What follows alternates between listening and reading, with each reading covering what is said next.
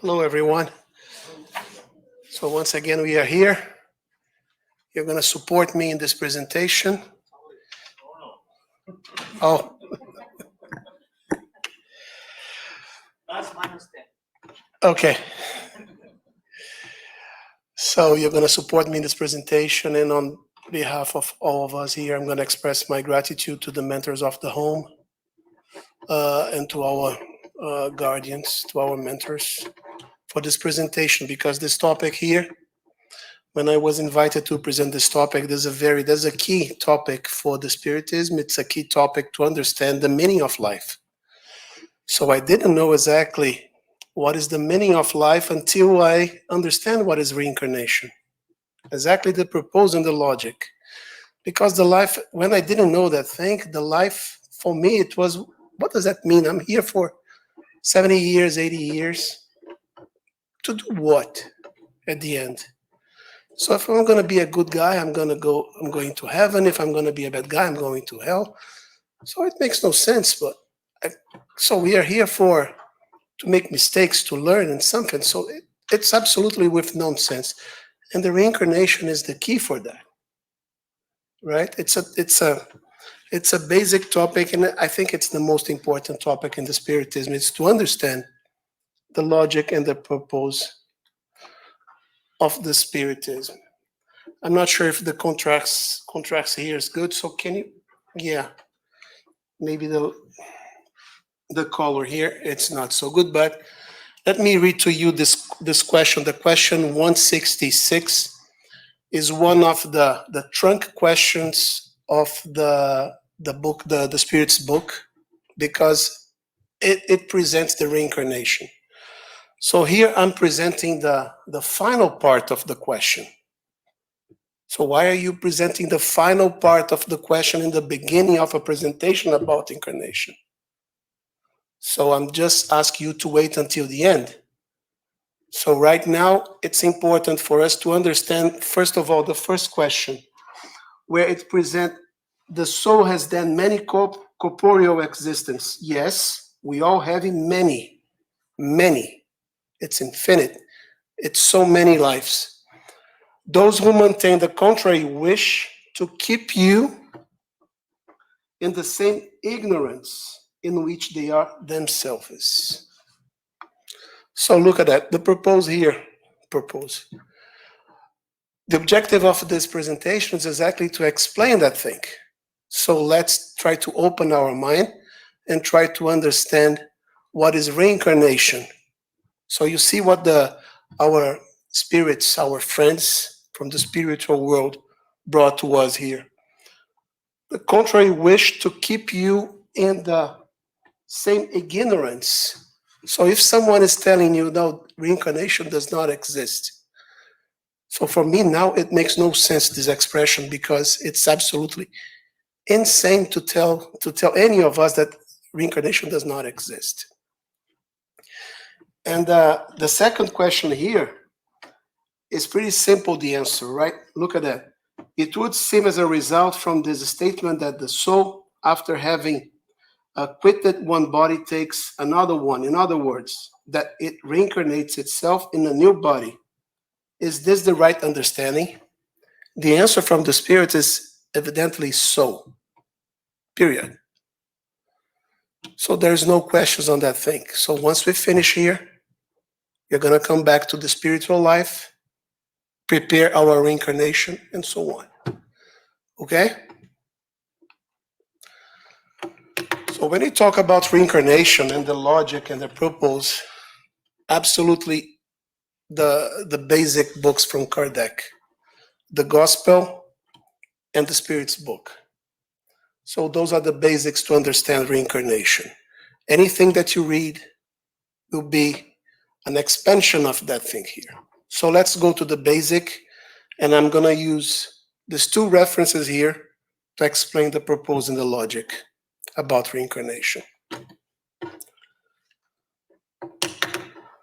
Okay, so let's talk a bit about incarnation. So most of us who didn't know exactly what is reincarnation is surprised when they change, when they move back to the to the spiritual world and they perceive, oh, reincarnation is a true, right? So that's a joke here. This guy just came back to the spiritual world. Oops. And he identified that reincarnation is actually a true. Okay? I'm going to bring a very short film here, 3-minute video, that will explain to us very briefly the purpose and the logic of the reincarnation. Okay? And then we're going to discuss further in the upcoming slides details about that thing. So let's see this. Reincarnation is one of the most important pillars of Spiritist teachings. We are born, reborn. We are given new existences, new opportunities. But what is reincarnation? First, let's understand the word reincarnate. Re means back again. Incarnate means embodied in flesh.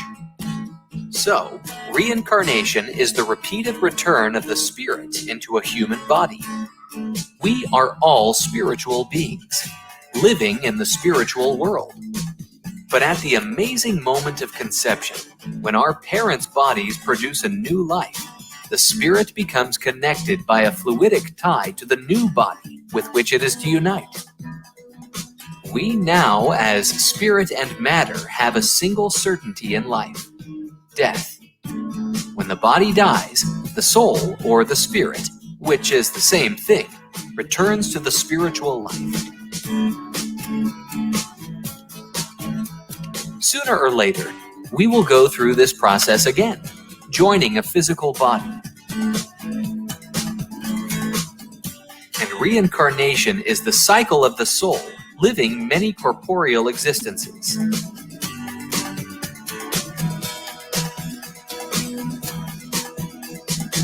What's behind the mechanics that allow for this to happen? For some, reincarnation is a mission. For others, expiations and trials. But what's the objective of reincarnation? For sure, expiation and humankind's progressive improvement, as you said. Without reincarnation, how could there be justice? All spirits are en route toward perfection, and God furnishes them with the means of accomplishing it through the trials of corporeal life. Out of divine justice, God permits them to accomplish in new existences whatever they could not do or complete in a previous trial. Through reincarnation, we can understand why we like one person more than the other, why we have no abilities for some things, but many for others, why someone is born in the south and another in the north. Reincarnation brings meaning to life on earth. In each new life, a spirit takes another step on the path of progress. When it has stripped itself of all impurities, it has no further need of the trials of corporeal life. Reincarnation can be considered as an opportunity of spiritual growth, but we must also realize that it's a moment for us to overcome any traumas that we may be facing today and resolve pending issues. Also, dying is not the end, but only one more stage in our process of spiritual progress. In the description of the video, you will find additional links to further understand this topic. Don't forget to like us, share, and register to our channel. See you soon.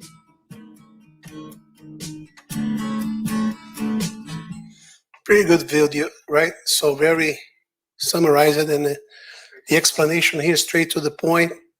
It makes totally sense here. And just to illustrate the reincarnation, to bring you the sense of reincarnation, I'm going to bring a story from Steve Jobs. I think everybody knows Steve Jobs, the founder of Apple. Steve Jobs, when he was 13, this story is written in his authorized biography.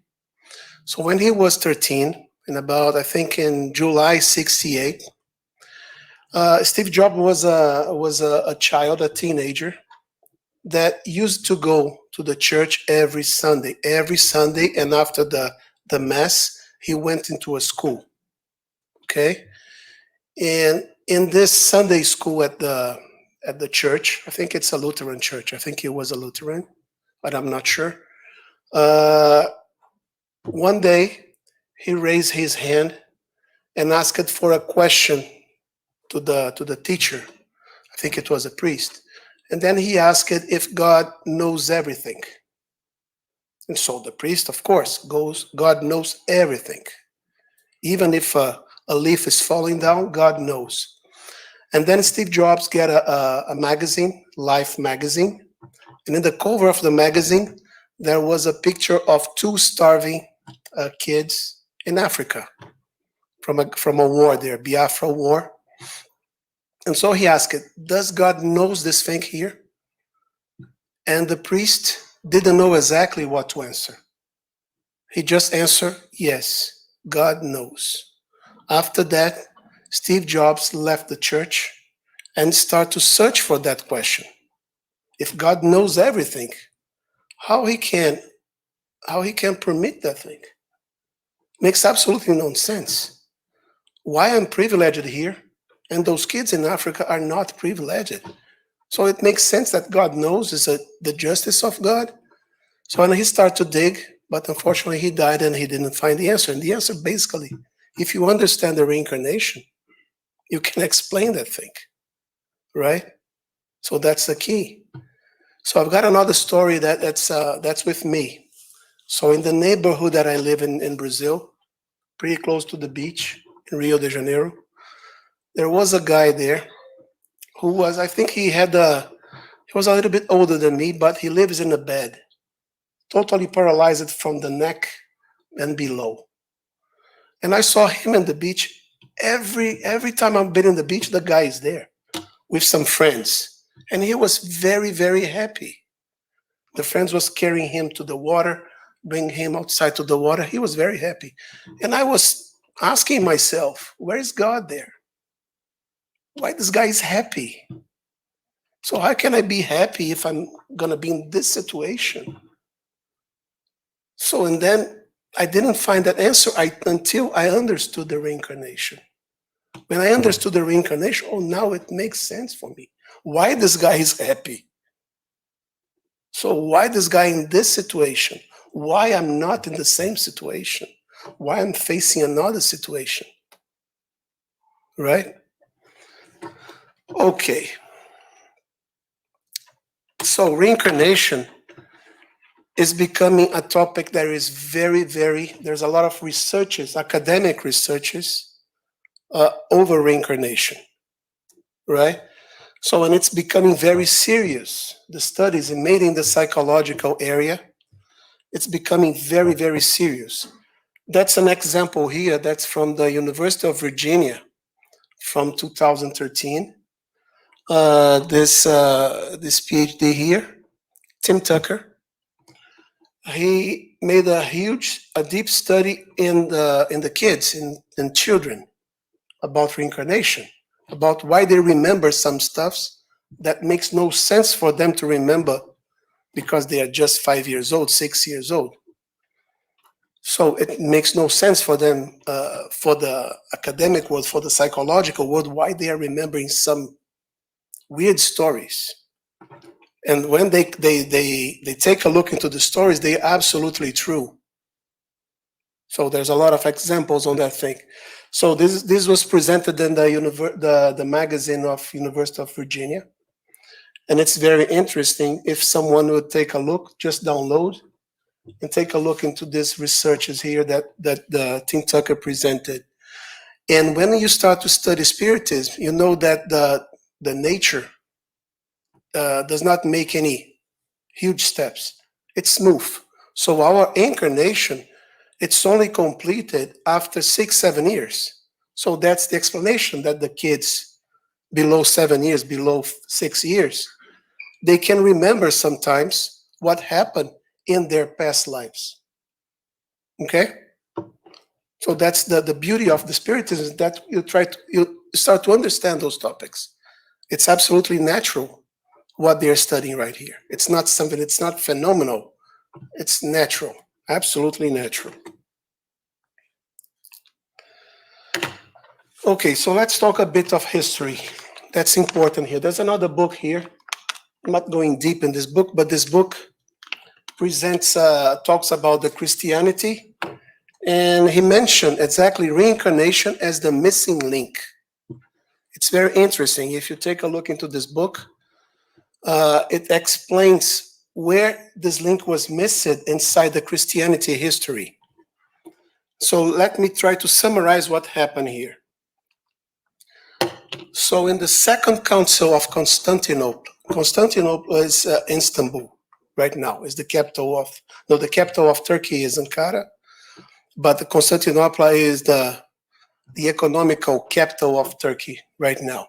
And at this time, in the Byzantine Empire, it was the capital. The Byzantine Empire is like, think about Rome, the oriental part of the Roman Empire.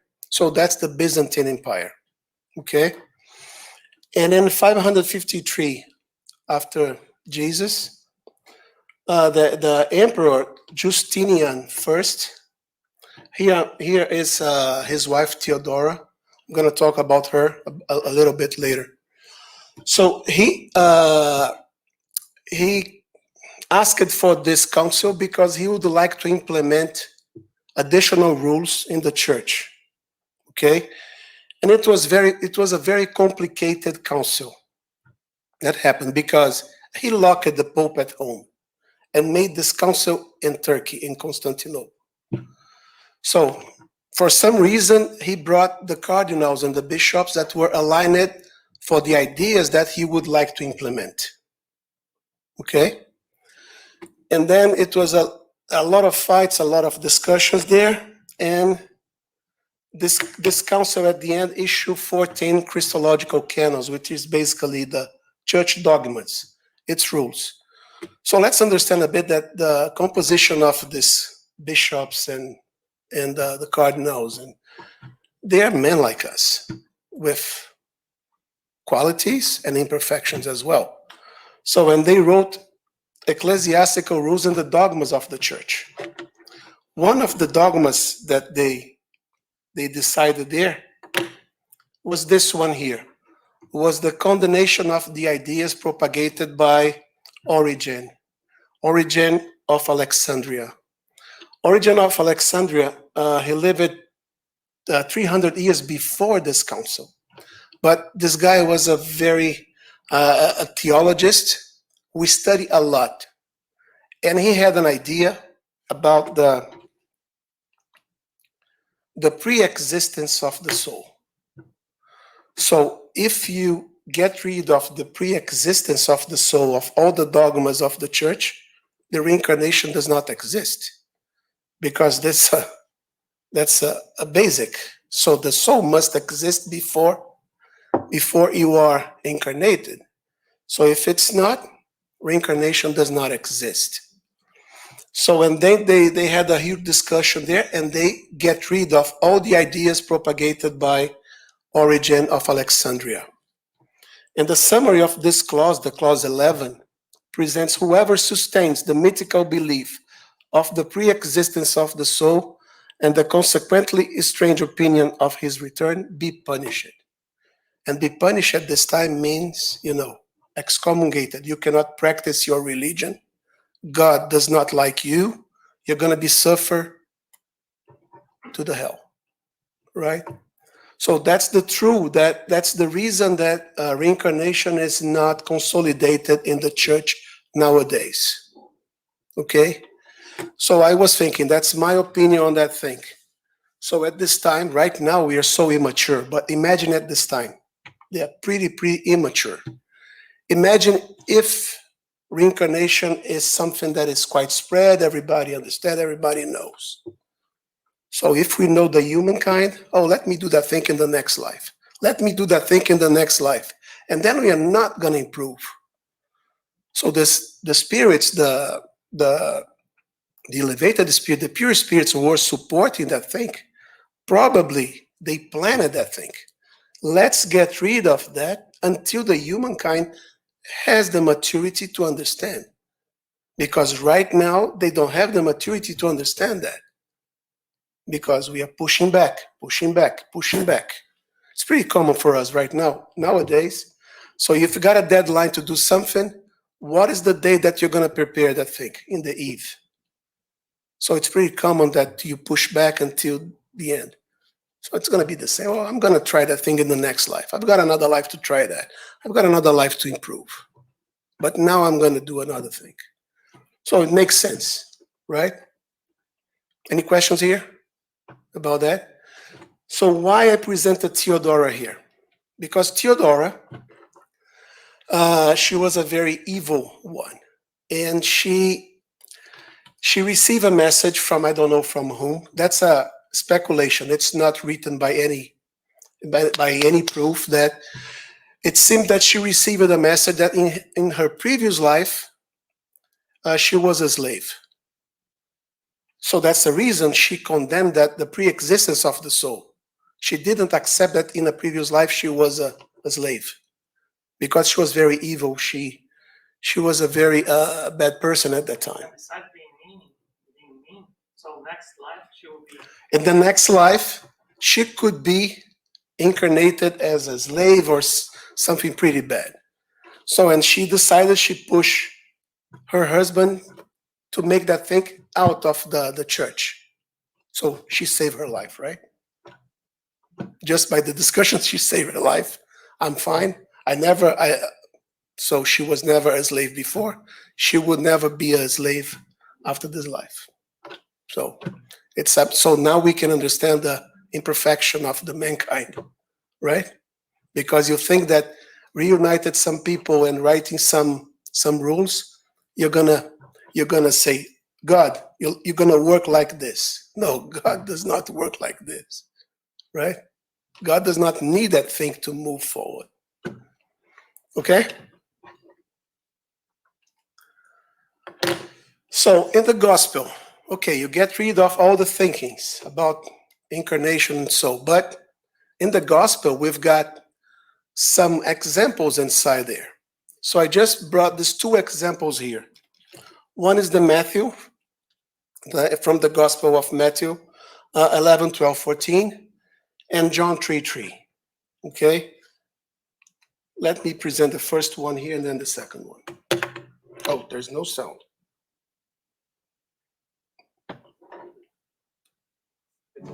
This is Elias, which was forth to come. So let me go back here.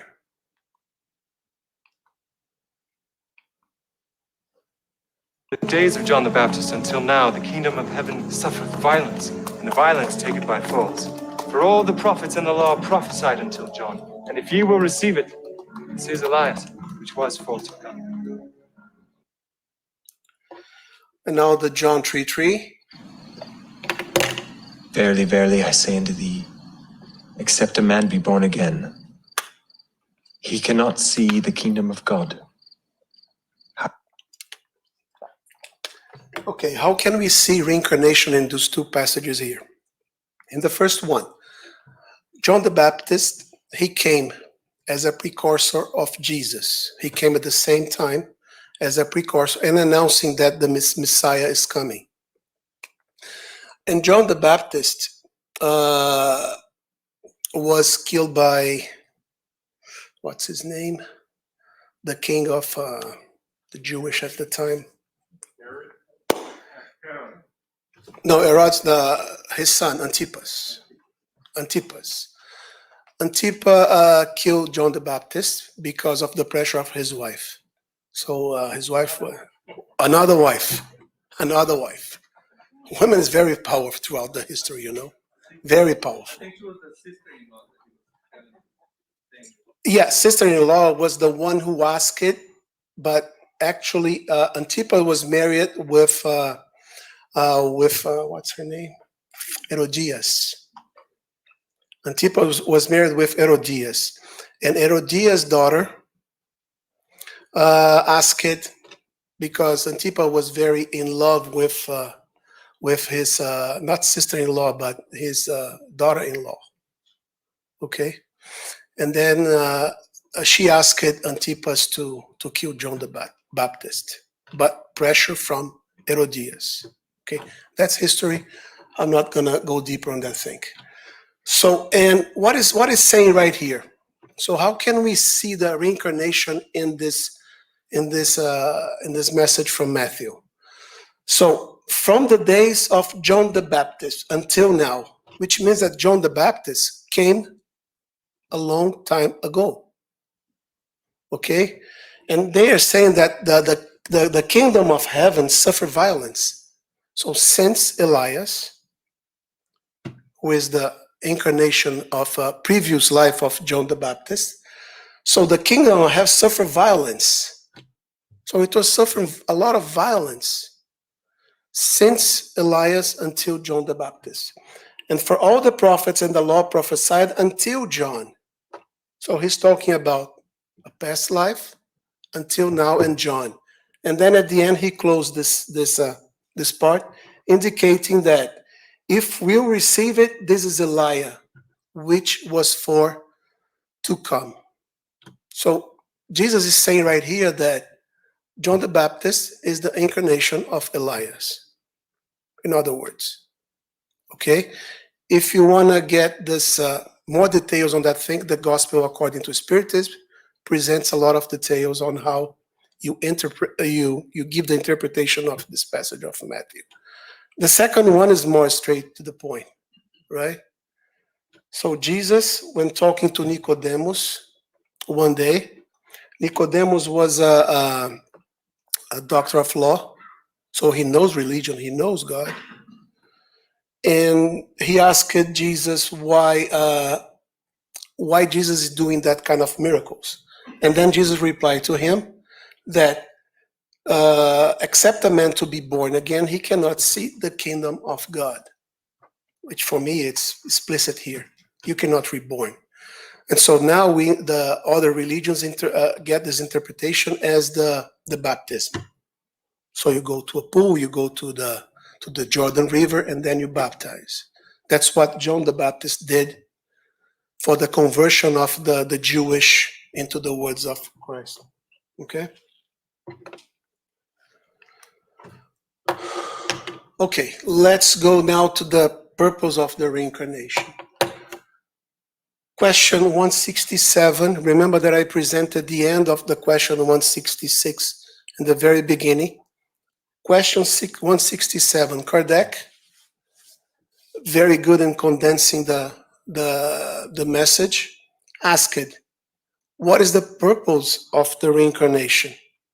And the spirits answered to him, progressive improvement of mankind in two directions, intellectual and moral. It's not only in the intellectual one. So we perceive that thing. We've got very, very smart guys that use their intelligence for the evil stuffs. We still see that thing. So we need to improve intellectual and moral, right? That's the objective of reincarnation. It's like an unpolished rock. So you come, polish, you come and polish, you come and polish, you come and polish, and then you become a very beautiful diamond, a very beautiful sapphire, right? That's quite similar, of course. So, purpose of reincarnation, no questions. Progressive improvement of mankind. So, but I am in the mankind. So if I'm improving, does that mean that the mankind will improve? Yes. Let me explain how we help the mankind to improve. First of all, let's review those topics right here, the spirit hierarchy. It's also presented in the Spirit's book, questions 100 and 113. So we start in the third order, right? Imperfect spirits. So as we move forward, there's no way to go back. Okay, this arrow right here is one way. There's no way that you move. Oh no, I'm good spirits, now I'm going back to no. We are moving. That's a good news, right? We are improving. So maybe someone could raise a hand here and say, no, but the mankind is getting worse. Actually not. Actually not. Just take a look into the long term. As I like to say, 300s back, you can see anyone killing any other in the street, and someone is applauding about that, right? Kardec has in the I don't know, I think it's in the Spirits book, right? He has duel. You can shot each other. He explained the duel. So about 150 years ago, it's okay to kill each other. So we are improving. Slave is something that is, we don't accept slaves anymore, right? So we are moving forward. But right now we are still in the third order, right? As we move forward, we are going to become good spirits and then pure spirits, right? That's the way we're going to move. And this will help the world to improve as well, because the psychosphere, okay, our minds will improve. This will improve the psychosphere of the world. If we improve the psychosphere of the world, then the world will also move in the scale of the worlds, right? It will move from the primitive ones. We are not in this level. We are not in this level anymore. We are right here, and we are moving to our regenerating level, right? Because we are becoming good. We are moving forward, right? If you are not capable on follow this improvement here, so the spirits know what to do. They get you and transfer you to another world that will win your level. It's like you are in a school. If you are in a school, so your classmates are going up. But if you don't want to study, your classmates are going up and you're going to stay. And then at the end, you're going to move to another college that will be at your level, right? So that's the idea here on the improvement. So if we improve ourselves, we are going to improve the mankind. So that's the purpose of the reincarnation. And the logic of reincarnation. What is the logic? So we listen a lot that the God is just and good. By the way, this is written in the introduction of the Spirits book. But all other religions is mentioning that thing. We are not talking about a God that punish everyone. So if you don't do well, I'm going to punish you. God is just and good. No questions about that, right? So, but how can he be just and good? First of all, moral laws, the divine justice. It's applicable to anyone, no exceptions, I think. There is no exceptions. Everybody is submitted to the moral laws. Okay? That's the divine justice. He didn't, for this guy, it's a separate law. So it's like we've got the politicians, for example, in our world here. The politicians has different laws for them. For God, there's no difference. The laws are the same, and they are forever. There's no change. So another one that is just and good is that loving each one of us the same way without any privileges. That's what I said. So the laws are applicable to all of us. So it's like a father that loves his kids. So he will not give any privileges. He will teach them. He will educate them the same way, right? So God is the same. So he will educate us the same way.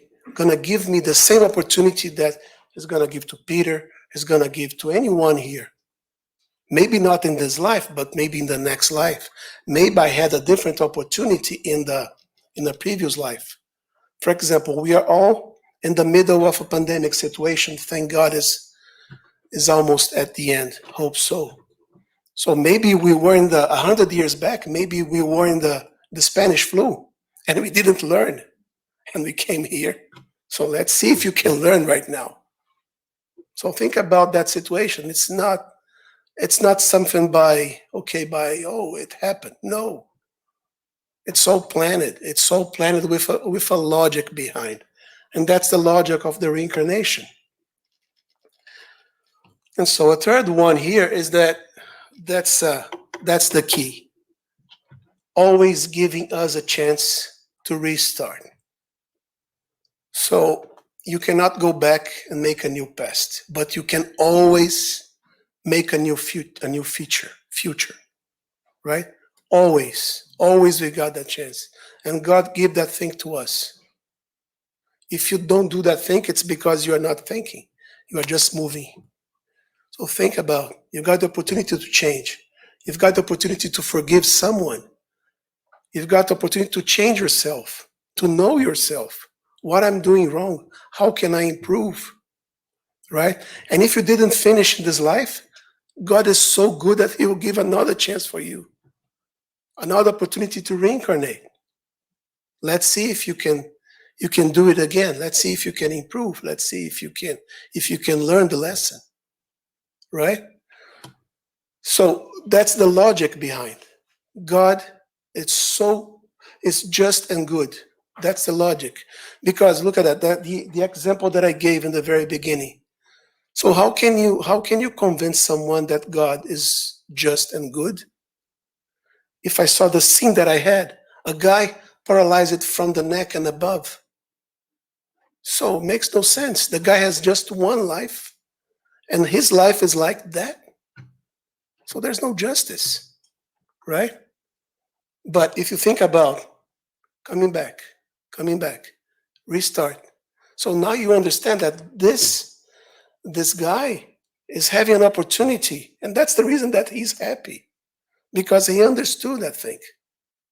He's happy because he has a life, and he is recovering. He is in a proof, or maybe in atonement that will improve him, right? Any questions here? So, continuous cycle.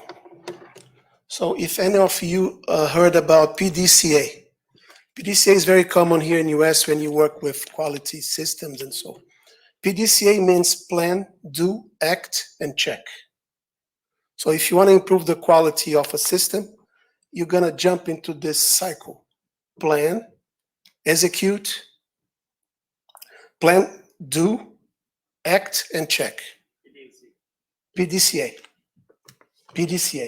Plan, do, act, check. Pdca, sorry, yeah.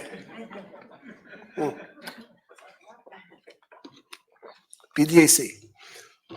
And the reincarnation is the same, because at the end we are improving our quality, our improvement. It's the same thing. So what happened here? So in this continuous cycle, we've got this, let's start with the incarnation here, the execution here, the yellow one here. So the yellow one, of course, as I said, it's not a transition that the next day you are incarnated. So there's a transition here. So you see the physical world here. So we incarnated, so we perform our reincarnated activities, free will. We are going to improve, we are going to study, we are going to do whatever we've planned. And then, after we disincarnated, we're going to do a self-evaluation. What I did wrong, what I did good. And then you prepare your next reincarnation, right? In the red, reincarnation planning, and then execution. Of course, work, it's going to be on every phase.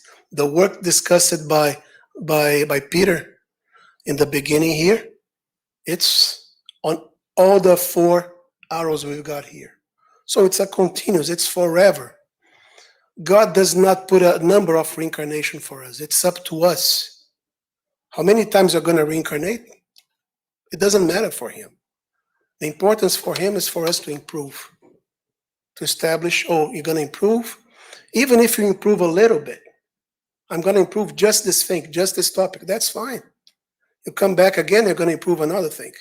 And so on and so on and so on. Right? This is the logic. So for me, that's the justice of God here.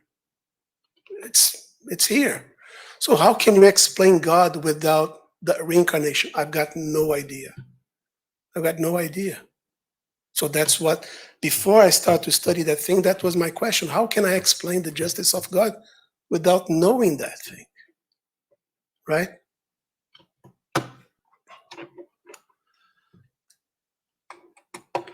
So remember the very beginning, I told about the question 166.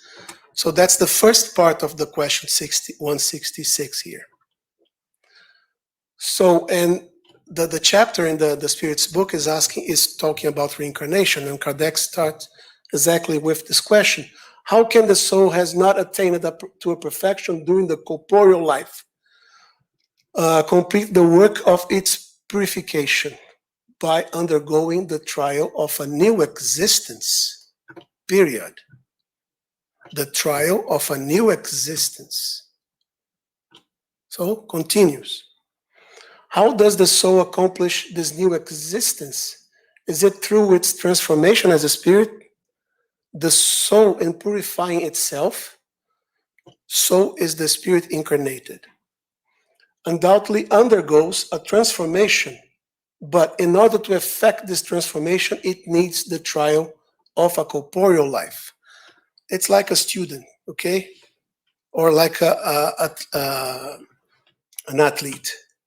So training is a training, and the real life is the competition. So you come here, reincarnated, to put what you learn and verify if it's inserted on you, if it's natural for you. For example, I believe that all of us here do not support any kind of slavery. So this is embedded on us right now. So we improve that thing. You should not come, reincarnate to try again that thing because you're okay with that, right? So that's the logic on that thing. It makes totally sense for me, this beauty. When Kardec it's fantastic to put that thing in a paper, to put that thing in a book and explain that thing so logic. It makes totally sense, the meaning of life, right? Any questions here about reincarnation? I'm not here to convince anyone about reincarnation because I'm convinced. So the objective here is to make a reflection. And if you are still, I need to understand it better, you've got a lot of reference to study. This is to motivate you to understand. And if someone, by some reason, challenge you on reincarnation, my suggestion is that just mention, don't tell me about reincarnation. Please explain from your perspective, what is the justice of God? That's it. I have a question. Sure. So, reincarnation is based on Jesus. When Jesus said, you can only see the kingdom of God if you were reborn. Yeah. Right? This reborn we understand as reincarnation. But to reborn, can we reborn spiritually in the sense that some people have a spiritual awakening during this time of life, lifetime. So can that be considered as a reborn, or he? I think it's, I understand your question. So her question, I don't know if it's captured by the online. She's asking about the Nicodemus passages about reborn. So Jesus said very verily, if you don't reborn, you're not gonna reach the kingdom of God. And so she's asking about, can we reborn as the meaning of we enlightened our vision and then we perceive the thing? Yes, you are improving, right? But this does not mean that you incarnated again, because you need to be tried. You need to be, okay, let me try you. Let me give you you're going to forget about everything. Let me see if you understand exactly what you are proposing, right? What you are proposing yourself. It makes sense because you are improving. So you came here, now it makes sense for me. I'm reborning, so I'm doing good. I'm doing the good stuff, right? So it makes sense. Of course it makes sense. But the incarnation will put you under test, because it will give you a, let me forget everything, let me go to the incarnation again and see if I understood exactly what you are proposing this life. This enlightened that you receive it, this enlightened that you, okay, now it makes sense for me. But you must be incarnated to prove yourself that you are improving. Make sense? Okay. Any questions here? So once again, thanks for the opportunity, and I appreciate your attention. Peace for everyone. Thank you.